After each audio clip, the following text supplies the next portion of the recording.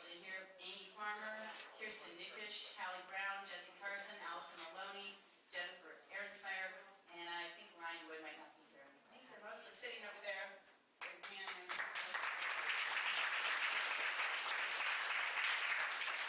And then finally, I want to thank all the folks, and you can see in the back, all the people who donated food: Bagels on Broadway, Butterfly Herbs, Great Harvest, Bernice's Bakery, Good Food Store, and Downtown Bakery, for donating all the food today that you see. And please try to patronize these folks when you're out about in Missoula. And to those folks who drove from a long ways, thank you. Thanks for being here. Thanks for coming. I'm glad the weather cooperated. Having snow, so it's a good day. It's going to be a busy day, so we need to get started. And I would like to go ahead and introduce our keynote speaker, who is Nancy Evans. And Nancy is with us today from San Francisco, and she is a consultant with the Breast Cancer Fund. And she co-produced a video, documentary, it's not a video, it's a full-length documentary called Rachel's Daughters: Searching for the Causes of Breast Cancer, on which she is basing her talk today. And she will use some clips from that film. It's almost 2 hours long, which is why we opted not to show it here today. But I would encourage folks to see it in the future. It's really an excellent documentary, and we can talk more. Actually, in this resource guide, there's a form that you can get the documentary, right? Well, not a form. On the inside front cover tells you how to. If you're interested in it.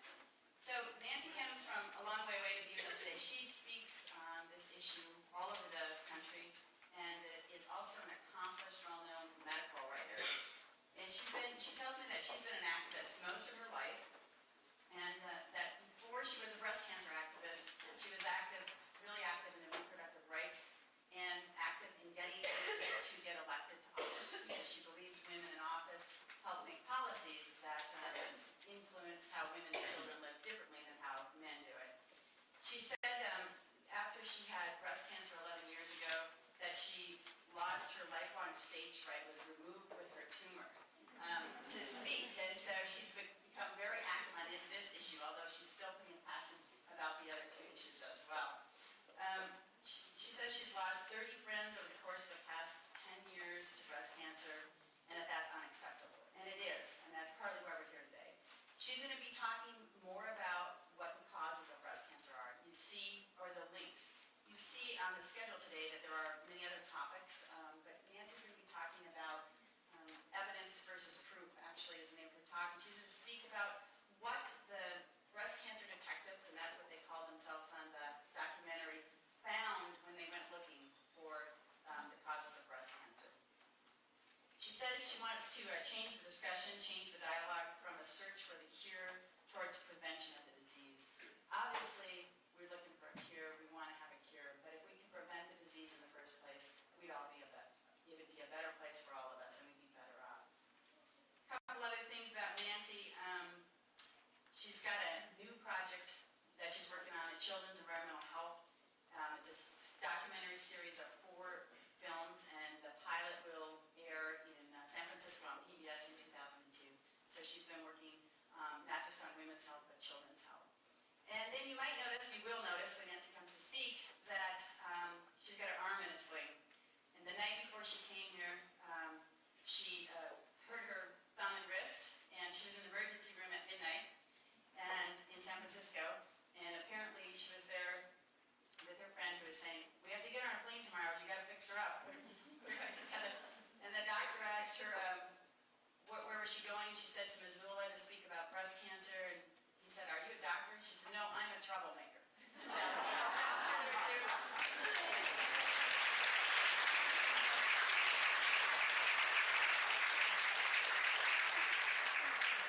Thanks, Gail, and thanks to all of you for being here. Our lives were all changed on September 11th, and so it's sometimes hard to think about how we try to get people to refocus on cancer and breast cancer when death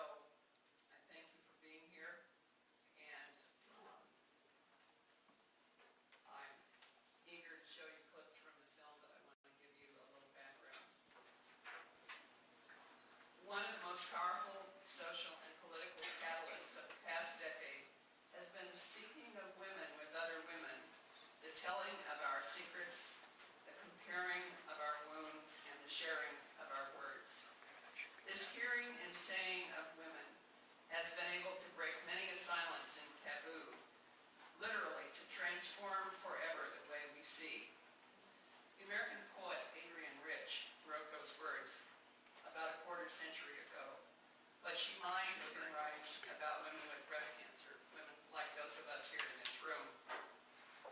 By telling our secrets and comparing our wounds and sharing our words, we can transform the way we see breast cancer, and we can help ourselves see our own interests more clearly. Conferences such as this offer us a real opportunity to make a difference. And not so very long ago, a conference like this, bringing together women with breast cancer and health professionals to talk openly about the disease, would have been unheard of. When I was growing up back in the old days before television, you could hardly say the word breast in mixed company, much less breast cancer. We whispered about breast cancer as though it were some dirty little secret, as though women were to blame for their disease. And then in the 1970s and the 1980s, the wives of two American presidents went public with their breast cancer story, and things began to change. On January 13th, 1991, I joined 180,000 other women diagnosed with breast cancer that year. And fortunately for me, many of those women had begun to organize in San Francisco, in Boston, in New York, and they began to ask questions and demand answers about why so many of us were getting this disease and why so little money was being spent on research. So in 1992, when I had finished with treatment and reinvented my life as a freelancer, I joined this grassroots breast cancer movement, and my life has never been the same. The speaking of women with other women has pushed breast cancer out of the closet and into the media spotlight and onto the policy agenda. Women at conferences such as this one, are helping to transform the way the world sees breast cancer, not just as a woman's personal tragedy, which it certainly is, but also as a global public health crisis of epidemic proportions. Federal research dollars have increased tenfold from $90 million in 1991 to more than $900 million this year. 2 breast cancer susceptibility genes have been identified. We now have a biological therapy for breast cancer, a drug called Herceptin, which some of you may have had. My own state, California, has its own breast cancer research program, funded, interestingly enough, by a tax on cigarettes. And that funding also supports breast cancer screening for low-income uninsured women. So we're making progress, but we have a lot to do to truly transform the way the world sees breast cancer. If we are to end this epidemic before it claims our daughters and our granddaughters, we must know more about causes of breast cancer. For more than 30 years, science has spent millions of dollars searching for a cure for breast cancer, and that's something we all wish and hope for. But comparatively few of the research dollars, 2% or less, have been spent looking for the cause or causes. To prevent breast cancer, we must know more about causes. And to transform the way the world sees breast cancer, we need to translate our stories, our wounds, and our words into action and activism, both treatment activism and prevention activism. We need treatment activism for the 3 million women living with breast cancer in the United States. And we need prevention activism for our daughters, our granddaughters, and future generations.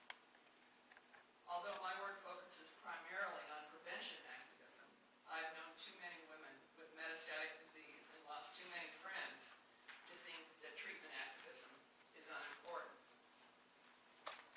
This means we have to educate ourselves and others. We need to share the truth about breast cancer with those who are living with the disease. We also need to share it with the public, with policymakers at every level of government, and with the media. And the truth about breast cancer in America is alarming. Although the rates of some kind of cancer are falling, breast cancer rates are increasing. More than 192,000 women will be diagnosed with breast cancer this year, and more than 40,000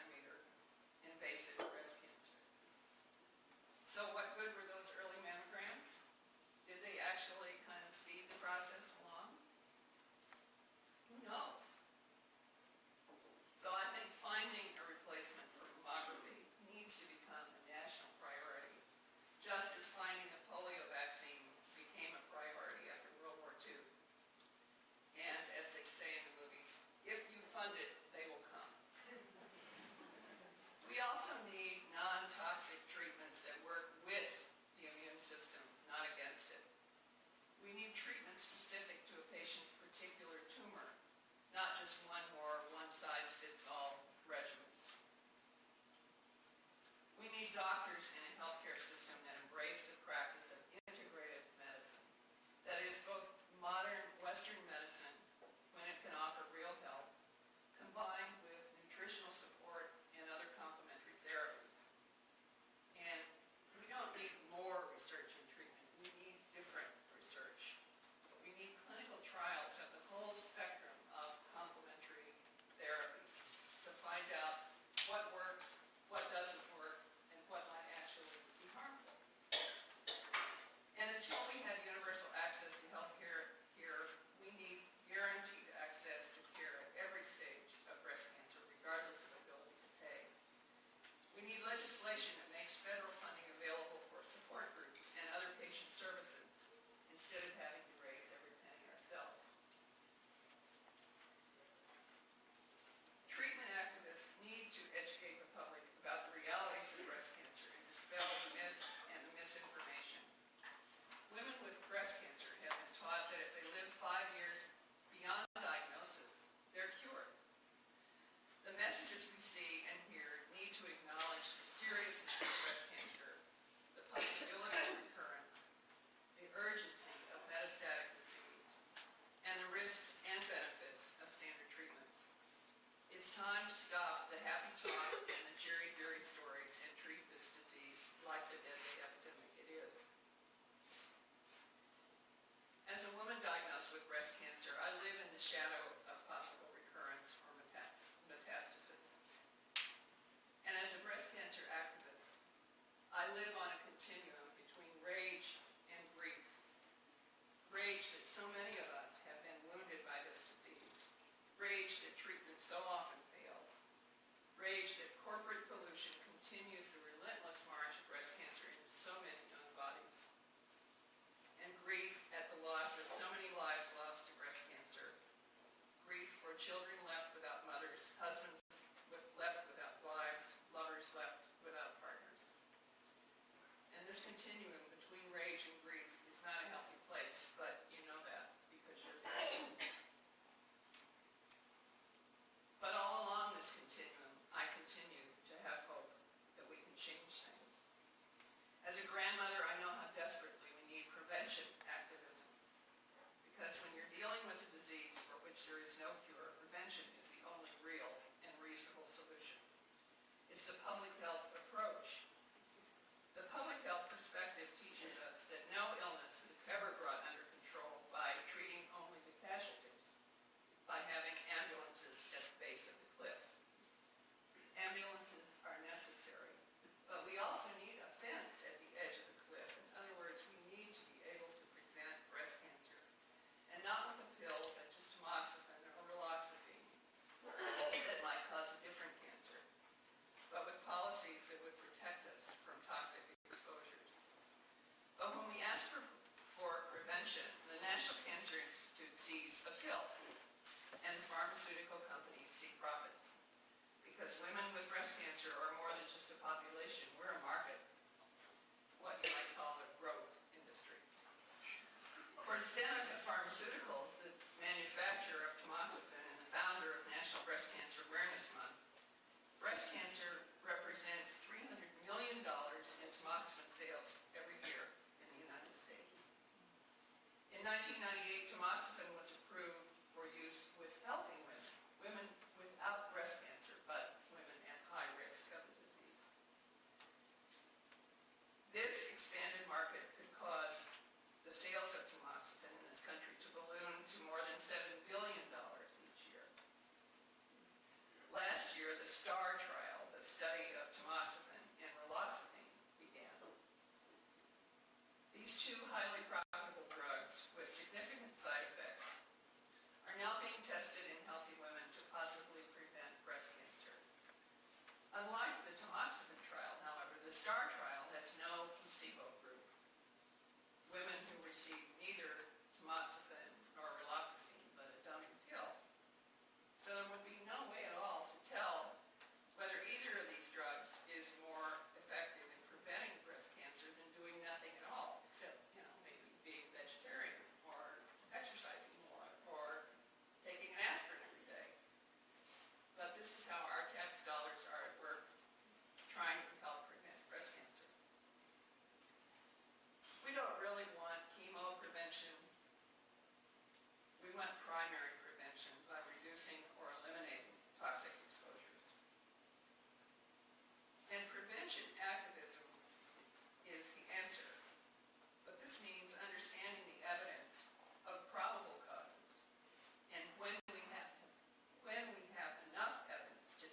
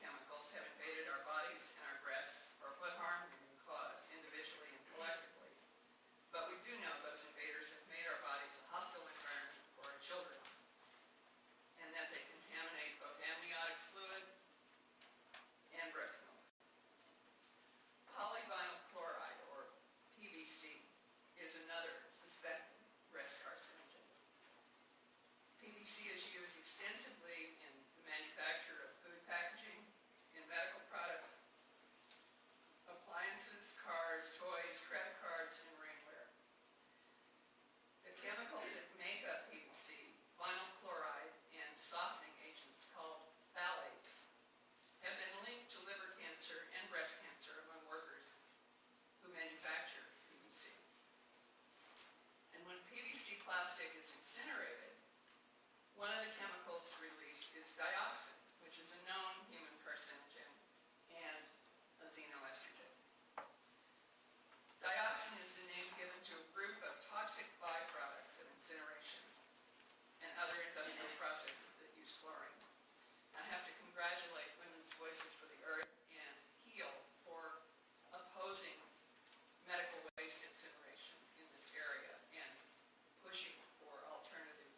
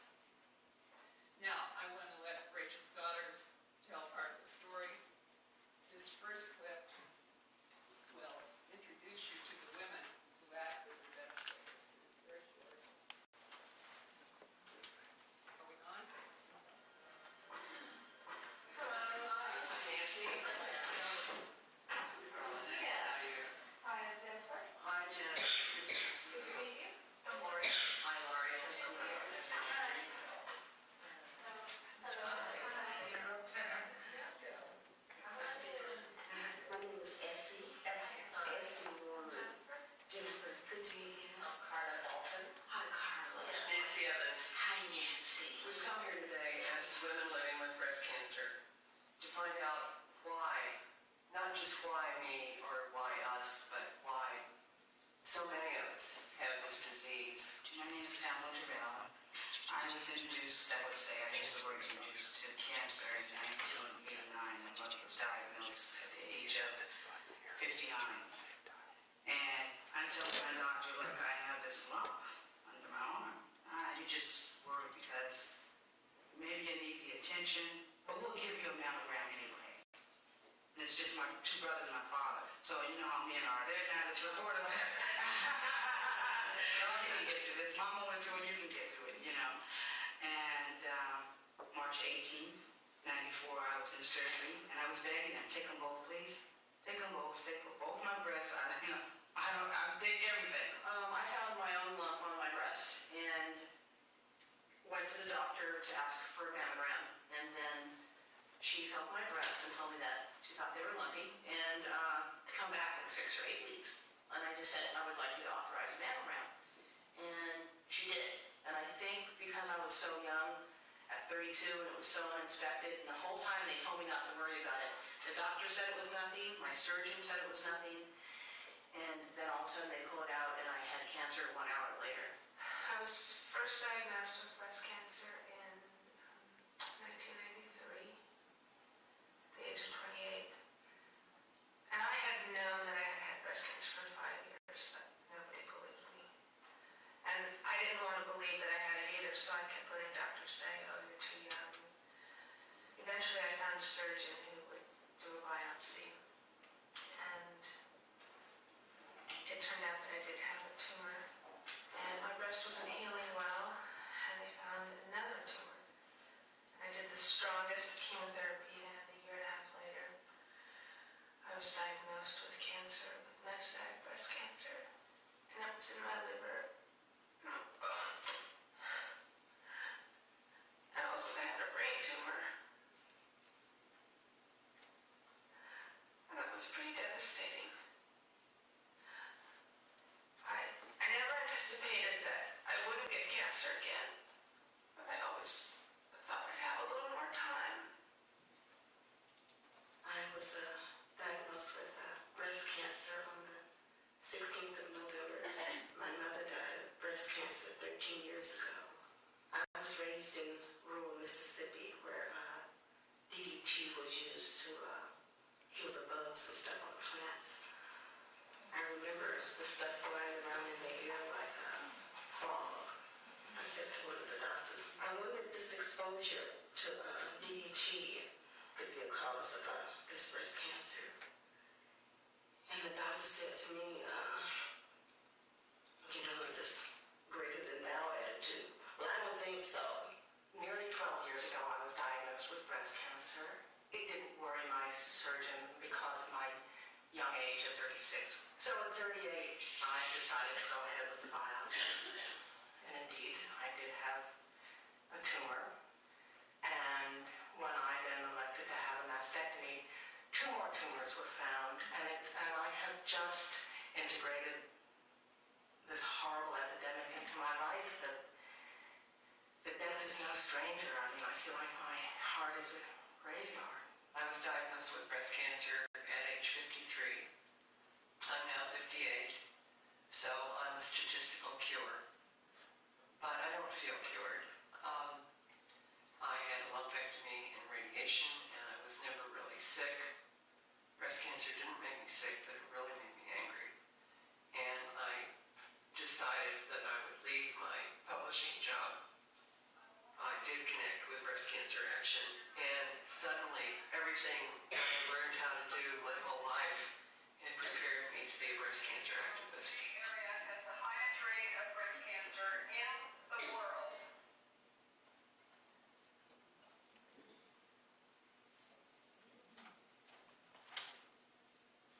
Now, the second clip will show you, will give you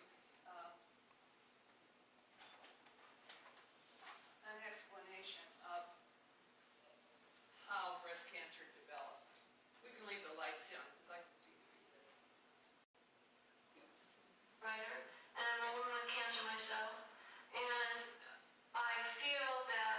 science is a public servant, and there are many directions that science can go. And if we, as women who have had cancer, want science to pursue certain questions, we have the right and also the responsibility to insist that that happen. What causes breast cancer? Cancer in the breast is affecting the genes that lie along the chromosomes in the breast, kind of like beads on a chain. We know that it takes many changes in those beads before the breast is placed on a pathway to tumor formation. So radiation could come in and make one of those changes. Later on, a pesticide can come in and make one. A lifestyle or a dietary or a reproductive decision can create another one. And if it's a healthy breast without any mutations in its DNA, wouldn't really bother it. But if you have a tissue that's already been damaged in some way, and that chemical starts causing that tissue to differentially divide or grow out of control, you may be putting that part of the breast on the pathway to breast cancer. Many scientists say that the amount of carcinogens we get in food is so minimal that it doesn't really have an effect. What do you think about that? If you've got herbicides in your drinking water and you're spraying some on your lawn and you're getting a little in your diet, those can all add up to something quite significant. And nobody's looking at that right now. The second thing is that our bodies are so exquisitely designed. Our bodies are so conservative that they're set up to respond to the tiniest amounts. Our hormones work on the level of parts per billion and sometimes parts per trillion. And any of us who have ever gone through puberty knows what an amazing effect parts per trillion can have when we turn into totally different people. The third thing is that trace amounts of carcinogens don't go away the way our own hormones do. These carcinogens, for the most part, come ultimately from the barrel of oil. Their bodies make living things. Coal and oil are really liquefied and fossilized plants and animals under the ground, so it's not so surprising that if you take those molecules from coal or oil and you add a few chlorines and a few hydrogen, you get something that's very biologically reactive to our bodies, because they're just enough like us to react with our hormones, stick on to a piece of DNA, etc. But they're just enough different from us that we can't break them apart and excrete them. So it's the worst of both worlds. I'm thinking about my own home state of Illinois, where the #1 herbicide used on corn and soybeans belongs to a family of herbicides called the triazine herbicides, which have been implicated in breast cancer in animals. And there are some epidemiological studies that also implicate them in human women. Now, those are chemicals in the drinking water. Those are chemicals that have so saturated the soil that they have evaporated and fall in rain. They're detectable in fog. So a woman could be diagnosed with breast cancer, leave her doctor's office, stand in the rain at the bus stop, and there would be breast carcinogens falling in her.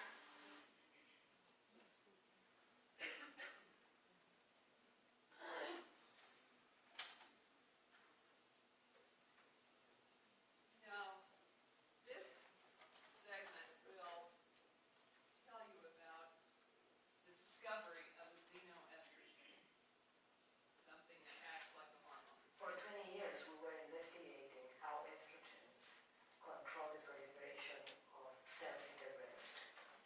And we had an accident that was 9 years ago, whereby all our cells seemed to be under the influence of estrogens, not only the ones to which we had administered estrogens. So we realized that we had a contamination and we didn't know where it came from. Finally, we found that it was coming from plastic, from some plasticware that we use in the lab.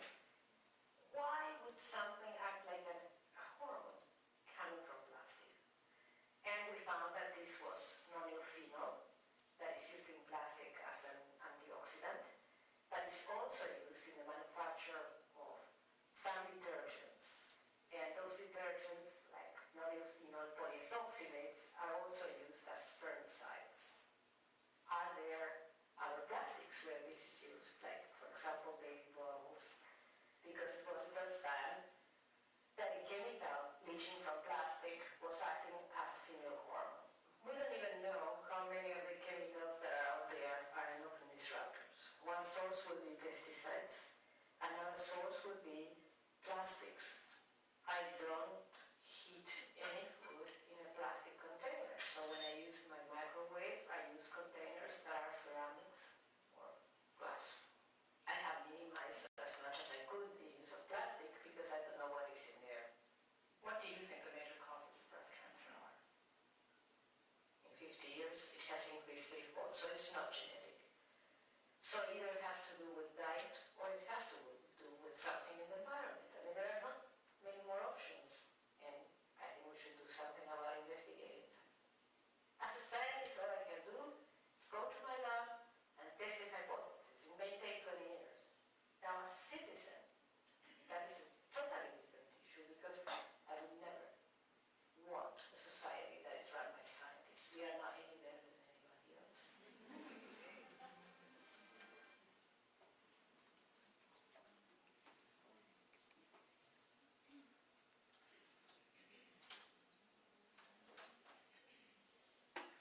Now, this clip will show you some of the effects of environmental radiation.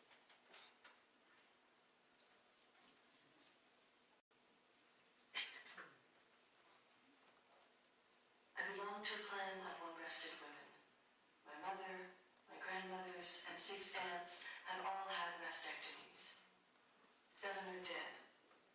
Shortly after mother passed away from cancer, and my grandmother had been diagnosed with cancer, I kept having this reoccurring dream.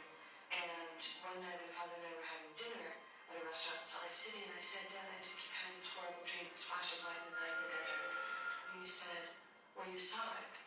And I said, saw what? And he said, the bomb, the blast. I thought you knew that. We were driving home from California in the desert. It was September 7th, 1957.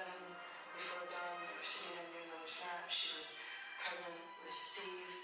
All of a sudden, this explosion took place, and rising from the desert was this golden stand mushroom, the cloud. And in a few moments, a light rain of ash was falling on the car. I think it was in that moment I realized the deceit we had been living under. Children growing up in the American Southwest, drinking contaminated milk from contaminated cows, even the contaminated milk from the breasts of our mothers, members years later of the clan of one-breasted women. I was a child on Long Island, and there has been evidence documented that some of those bomb tests, the clouds settled over Long Island and stayed there for days. That's right. I think it's affected, whole generations. And again, we don't think about that, and we still don't want to talk about it. The whole notion of radiation, its linkage to breast cancer and health, it's still, I think, in many ways viewed as anecdotal. Who are the downwinders? Downwinders is the term that has been used to describe the people who were affected by the nuclear explosions. So when the explosion occurred and the radiation fell and the winds blew, we were downwind of those explosions. And as you mentioned, it hits the jet stream, and there were places in New York that had high levels of radiation. So again, we are all linked, bound by the wind, literally.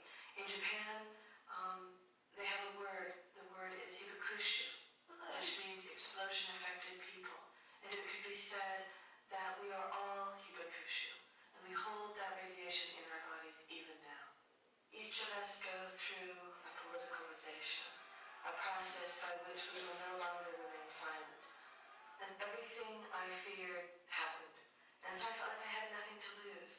And when I made the decision to cross the line at the Nevada test site, it was not only a physical line, but a metaphorical line. And one can never go back. You've written that at age 34 you became the matriarch of your family.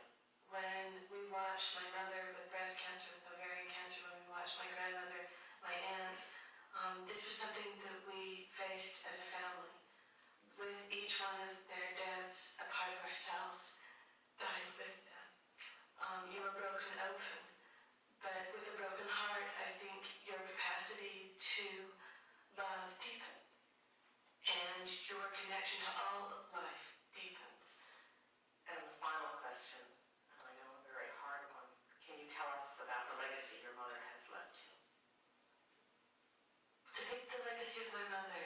she has taught me to embrace paradox. That there was both a blessing and a burden of her cancer and of her death.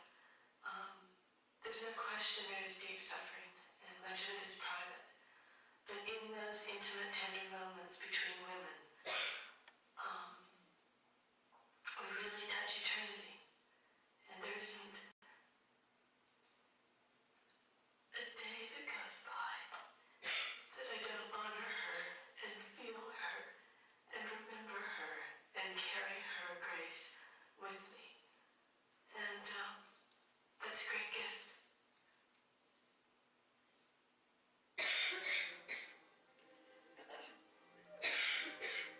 I'm supposed to introduce Dorothy Kirby. She's a Native American person in New Mexico. She's a woman with breast cancer. She worked in the mines and she was exposed to radiation. Hi, I'm Rosa Purley. I found a lump on my breast and I didn't really take no caution of what was occurring until I realized there was another lump that was forming. So my daughter told me that we better go and get a mammogram test. So they took the tumors out and sent them to have them analyzed. When they came back, they told us that it was cancerous. So my cancer occurred. So right now I am taking a medicine called interleukin-4, which the FDA hasn't put it on the counter. I guess I'm one of the guinea pigs. What do you think caused your breast cancer? I blame the mining because when I first got hired, I went in as a dump woman. Mining they trained me as a truck driver, so I drove I-50s, R-25s, I-35s. The company that ran the uranium mine was the Anaconda Copper Company. Well, here in the village of Hawaii, when the mine first started, we didn't have health problems. The only problem on the reservation was tuberculosis. But right now, when somebody gets sick, they tell you, did you know so-and-so has cancer? Nobody never say, hey, Mrs. Purley, when that mine is, be careful. This is what you're going to end up having. You're going to start having health problems. Your grandchildren might even have respiratory problems. These companies don't care. They don't care whether an Indian's standing out there crying just as long as they get what they're after. When they used to blast, you could actually feel the rocks falling back to the earth. Sometimes they blast 3 times a day. The whole village used to shake. The glasses used to fall off the cupboards, and we had to run out to play it safe that the roofs don't fall in. And I'm not scared to sit here and say, I don't like these companies coming in.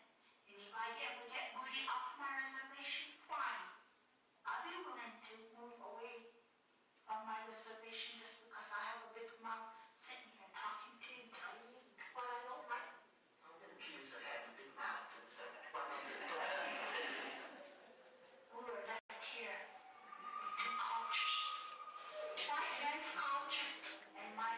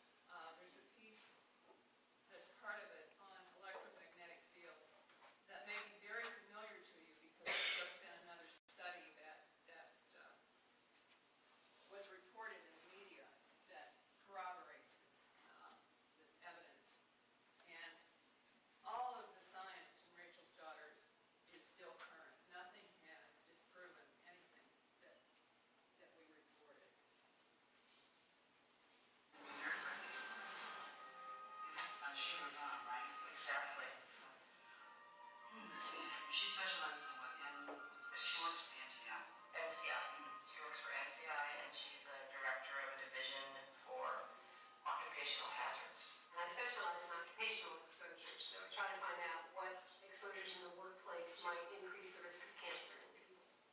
My mother died of breast cancer, so it has always given me a special incentive to want to find out more about the causes. She had all these non-risk factors. She had a lot of children early. There was really not the classic profile of breast cancer risk, which to me shows that we don't understand a lot about this. But I think it's just been a mindset that hormones are related to breast cancer and nothing else. And no one really looked at environmental causes and occupational causes. Are there any particular occupations linked to breast cancer? Teachers, nurses, chemists, scientists, some others though, employment in the pharmaceutical industry, jobs with solvent exposure, vinyl chloride workers. One of the first tumors noticed in vinyl chloride workers after the discovery of liver cancer was breast cancer in women. Do you think employees are afraid to speak up because they've been with the company many years and they don't want to cause waves and risk losing their job? Yeah, people have an incredible amount to lose by raising complaints and raising questions about the exposures they may sustain in their occupation. That's why I consider an occupational exposure an involuntary exposure. When we talk about cancer-causing agents and smoking is voluntary, I don't consider an occupational exposure voluntary. People are not free to change jobs.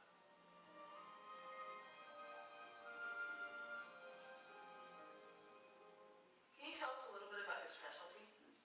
I have been for the last 16 years editing and publishing microwave news and newsletter on electromagnetic fields, electromagnetic radiation, and the impact or possible impact on human health. What is an electromagnetic field? Probably the most commonly known type of electromagnetic field or electromagnetic radiation is light from the sun. At higher energies, we have X-rays, cosmic rays, gamma rays. I specialize in energy fields that are weaker than invisible light, so-called non-ionizing radiation. Power lines, appliances, anything that draws electricity from the wall socket will generate an electromagnetic field nearby. Computer terminals are a very good example of an appliance that generates strong electromagnetic fields. I have been fascinated by the possible link between electromagnetic radiation exposure of the non-ionizing radiation type and breast cancer.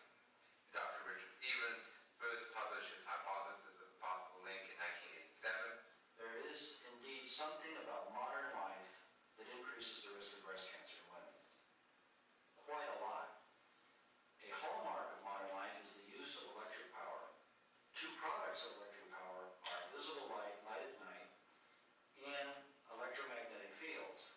The lighted environment has a great effect on pineal function. There are certain occupations, for example, nurses. The nursing population has a shift work, and that would be an ideal place to study if disruption of pineal function might be implicated in risk of breast cancer.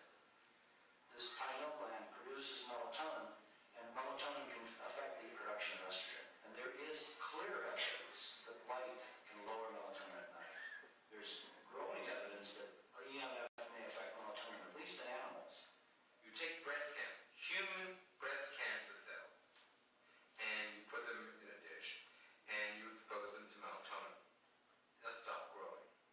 Robert Alberti in Berkeley, California, then reasoned that perhaps a magnetic field might interrupt melatonin's ability to slow that growth. So he grew cells, breast cancer cells. He put in melatonin, they slowed down substantially. He then applied a magnetic field, and they started to grow again.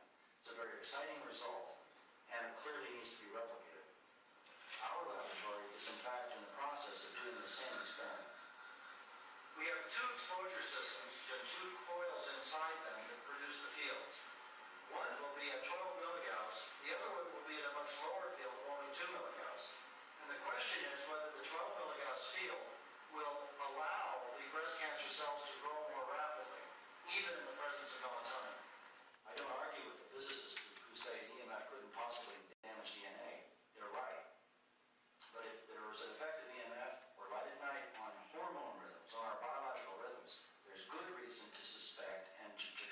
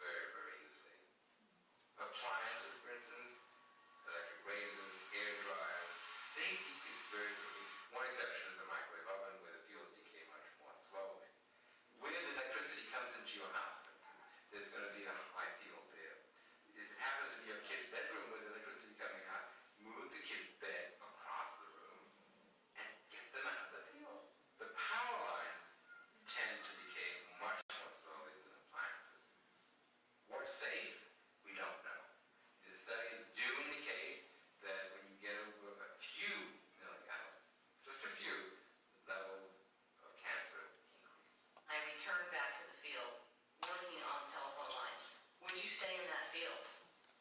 If you believe the data suggests that electromagnetic fields promote the growth of breast cancer cells.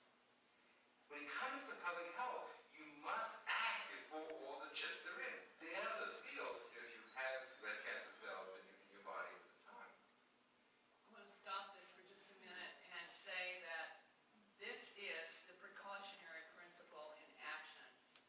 That when it comes to public health, if you have an indication of harm happening, then you do something about it then, rather than waiting 3 decades, as we did with tobacco, to find out, yes, we have proof now of harm. So you have to act before all the chips are in.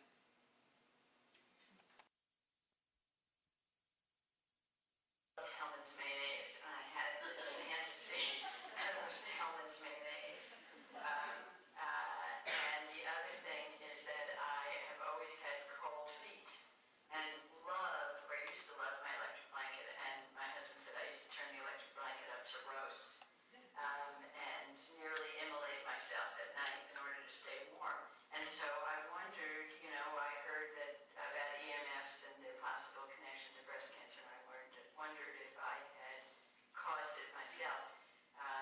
We were a family that ate red meat a lot. I grew up in a time when my mother used to tell me that girls shouldn't exercise because their calves would get too big and that would be unattractive.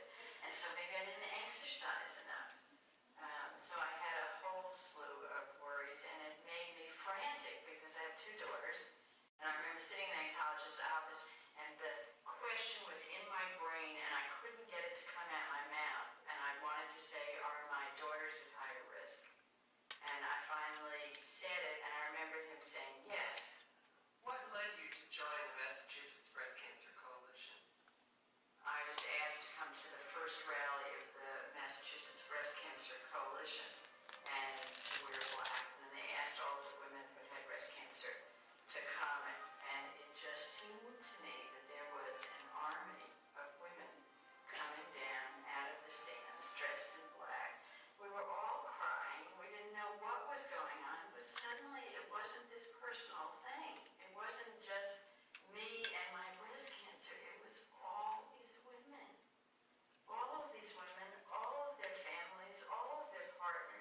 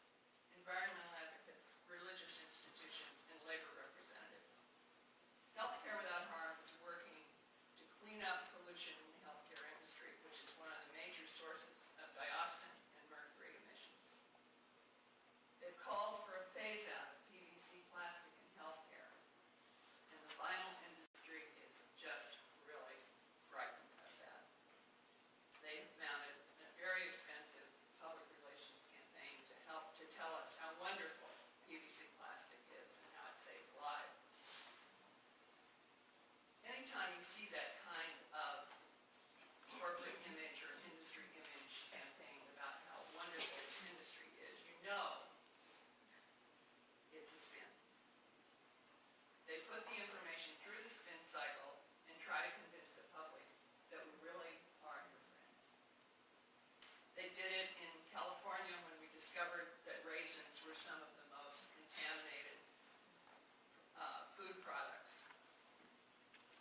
Then we had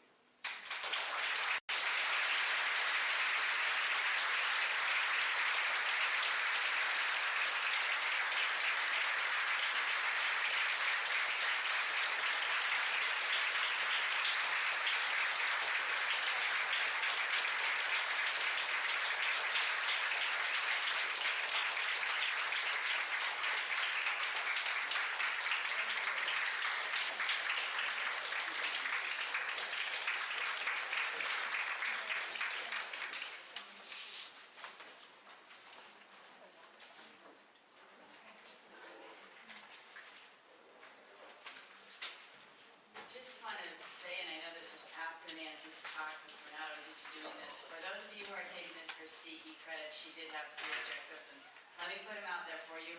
I know that she met them, but here they are. List 4 categories of and know the suspected causes of breast cancer based on scientific evidence. Identify 3 precautionary actions to reduce one's personal risk of breast cancer. Describe the precautionary principle as it relates to public policy. So I'm sorry that those are after the fact, and we'll try to remind other speakers to come to say their objectives up front. And I want to thank Nancy for being here, and I want to tell you all that we're just going to take a very quick break because we want to get started. 5 minutes so we can put the wall up. And again, whatever is listed first is in that room, whatever is listed second is in this room. So 5 minutes, please. I feel like an old hobo on the side, lonesome blue. I was fair as a summer day. Now the summer days are through. You pass through places, and places pass through you. But you carry on with you on the soles of your travel shoes.